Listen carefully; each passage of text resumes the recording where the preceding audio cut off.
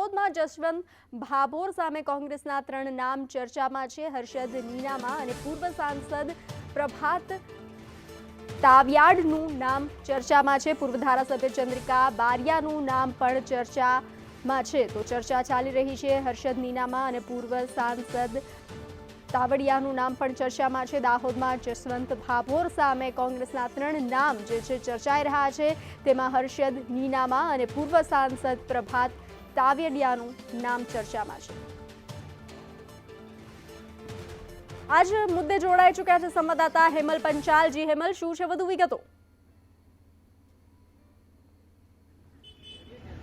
ચોક્કસ વાત કરીએ દાહોદ લોકસભા બેઠકની તો દાહોદ લોકસભા બેઠક પર ગત રાત્રે ભાજપે તેના ઉમેદવાર જાહેર કરી દીધા છે અને કોંગ્રેસ દ્વારા પણ તેના 3 જેટલા ઉમેદવારોના નામ ચર્ચામાં ચાલી રહ્યા છે. પરંતુ ખાસ અહીંયા એક વાત આવી રહી છે કે કોંગ્રેસ દ્વારા જે મજબૂત દાવેદાર છે એ અહીંયા હજી મૂકવામાં નથી આવ્યો. હજી નામ પણ એવું કોઈ ચર્ચામાં નથી દેખાઈ રહ્યું. પરંતુ ક્યાંક ને ક્યાંક દાહોદના જે 3 નામ છે જેની અંદર હર્ષદ નીનામાનું નામ છે એ મોખરે ચાલી રહ્યું છે. હર્ષદ નીનામા જેઓ ગત વિધાનસભાની ચૂંટણી પણ લડ્યા છે અને અત્યારે દાહોદ જિલ્લા કોંગ્રેસના પ્રમુખ પણ છે. ત્યારબાદ ગરબાડા વિધાનસભાના કોંગ્રેસના પૂર્વ ધારાસભ્ય ચંદ્રિકાબેન બારિયા છે તેઓનું નામ પણ અત્યારે મોખરે ચાલી રહ્યું છે. ત્યારબાદ જો વાત કરીએ દાહોદ લોકસભા બેઠકની 3જા ઉમેદવારની અંદર તો જે ડોક્ટર પ્રભાબેન તાવિયાડ જેઓ દાહોદના પૂર્વ સાંસદ રહી ચૂક્યા છે તેઓનું નામ પણ અત્યારે મોખરે ચાલી રહ્યું છે. અને ખાસ કરીને જો અત્યારે ગુજરાતની અંદર યુથ કોંગ્રેસ દ્વારા પણ ટિકિટ માંગવામાં આવી છે તો યુથ કોંગ્રેસ દ્વારા પણ જો ટિકિટને આપવામાં આવે તો યુવા ચહેરા તરીકે પણ દાહોદની અંદર સંજય નીનામા કરીને જે યુથ કોંગ્રેસનો નેતા છે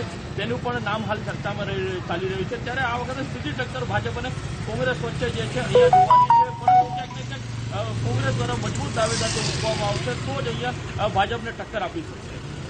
જી, સમગ્ર જાણકારી સાથે જોડાવા બદલ આભાર.